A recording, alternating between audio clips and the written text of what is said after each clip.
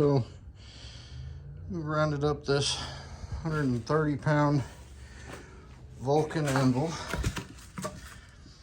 and the face isn't in great shape, real thin, so whatever steel's left on it, we're gonna have to repair and then build it up. So we have a separate step, and then hard face it after that, and still rebuild this corner with kind of what's left of the Pritchell hole here. But we'll be restoring this 1870s to 1890s Vulcan anvil for use at the shop. So we wire brush the face, some of the sides, so that we can do the repairs, the horn, stuff like that, so you can see the damage to the face of the anvil. You can also see where the Pritchell hole used to be and the damage to the heel. I think we can build all of that back up. If you look, I don't know if you guys can tell here, this different color material from here to here. Somebody's done repair on this side of the anvil and welded this up, and it comes down right about here. So somebody's done a repair to this one in the past. I'd like to build it up like a 3/8 of an inch or something, so that it has a thicker face, and then hard face over it, and that way it should stay for as long as I'm around, at least. But I'm going to get to grinding this stuff out, the low spots, make sure we don't have anything that's flaking off, like down in here. This one's pretty bad, so we'll grind that stuff out, and then we'll start filling that with 7018, and then we'll hard face it after we get the shape we want. Now we've done some grinding on the face and the sides, the corners, cut out some of the old repairs where it was thin, and I don't know if they just didn't run the welder hot enough, used the wrong rod, whatever, but I want to repair that so 100 years from now some kid isn't cussing me for not fixing it right. This mark that was on the top here went pretty deep. You can still see some of it in there. I think if I run it hot enough, I can cut through that and get down to some decent metal. This one here is the same way. You can see I've cut in there pretty far, and it still has a little bit of a crack there. Somebody may have repaired that in the past. I had to cut quite a bit out of this, and I smoothed up the horn a little bit. We'll flap disc everything once we get it shaped the way we want, get the corners squared and all of that. The other markings on the anvil, we have a 13 here. As I understand it, you just multiply that by 10, you get a 130-pound anvil. You have the Vulcan markings there, and then this here. And according to anvils in America, this is somewhere between like 1876 and 1890 something. So I thought we should probably save it, even though the Vulcan anvils are not expensive anvils, or weren't expensive anvils. Kind of like a copy of a Fisher, I guess. They laid the steel plate down into the mold and then poured cast iron in underneath of that, and that's how they bonded together. So they weren't done exactly fantastic. They were inexpensive, but once we get done with the tool face on this one, it should be a much better anvil than it started out as anyway. At least we hope so. This is the beginning of the buildup. On this side, we have to bring it up, and then we also have to bring it out so that we can square up the corners. And we'll have to go all the way across the face, build up probably 2 layers before we grind everything down, flatten it out, hard face it after that. Also still need to figure out what I'm doing here to keep the Pritchell hole. I really don't want to have to drill it, but I suppose I could if I needed to. And then we still have this side to do. So more welding, more grinding. Between every pass with the 7018 rods, I'm going over it with the wire wheel on the grinder. Should probably use a guard, but I suppose lots of people on YouTube pretend to be, I don't know, experts in whatever the hell it is they're doing. But I'm in like a homemade scrap together garage. I'm some dude in his backyard. I'm not exactly a expert at what I'm doing, obviously. But we're gonna get the job done one way or the other. This is what it looks like after one layer of 7018, plus rebuilding the corner here. I left what I could of the Pritchell hole. In order to do that, I just used a piece of copper tube.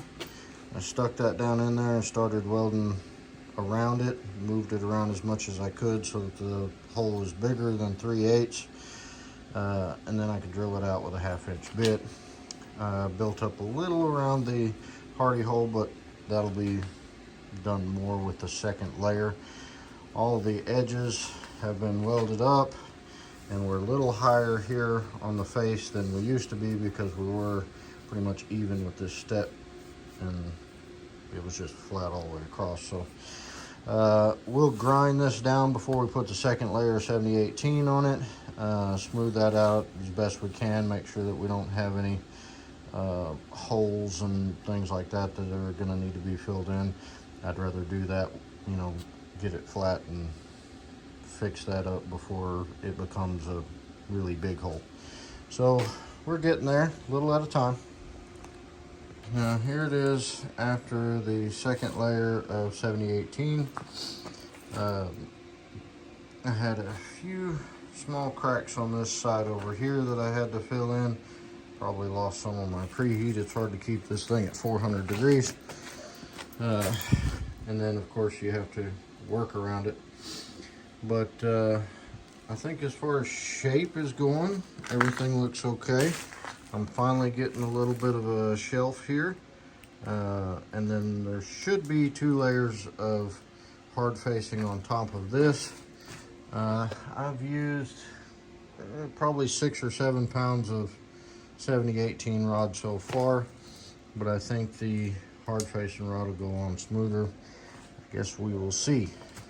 And this is the third layer, 2 layers of 7018, and then 1 layer of Amtech 264 high alloy rod so that it would bind better to the cast iron along the sides and all of that to prevent cracks. And it cracks a lot less on the top too, on the face. So I think the hard facing will be better on top of that. It also says it's good for building up for hard facing. So I now have, I don't know, maybe a 1/4 inch step there, and then once I do 2 layers of hard facing, then it should be, I'm hoping for close to a 1/2 inch step, and then I should be done. I'll have to likely re-drill the Pritchell hole and then file the hardy hole, but we're getting there a little at a time.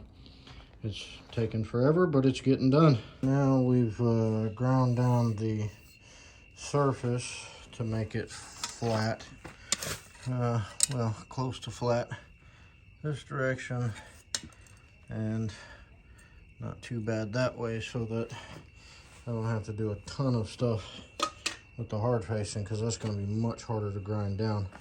But I just used a 4-inch angle grinder with a cup wheel on it, and that knocked most of it down pretty flat for what I need for right now anyway. And we'll keep doing it. All right, now I'm recording this all over again because I built the face up and I hard faced it. As I was hard facing the last layer, after 4 buttering layers, it started peeling up here at the step and peeling the whole thing off the face of the anvil. So I put a chisel underneath and started pushing back, and it peeled the whole face all the way back to here off. So that means that everything, all the welding that I had done originally to the face, didn't stick. So I'm going to go back with a nickel rod as the base layer to stick to the cast iron, and then I'll build up from there and then eventually put the hard face layer back on. But so this will be the amended first part of the video. So if you do see later that some of this has already been built up, you're going to be in roughly the same position regardless. I'm just re-recording the beginning, I guess. All right, and this is what it looks like after the first layer of 55 nickel rod. Since, as you probably can tell, the entire face got torn off by doing the first layer in 7018 and then the whole thing peeling up on me.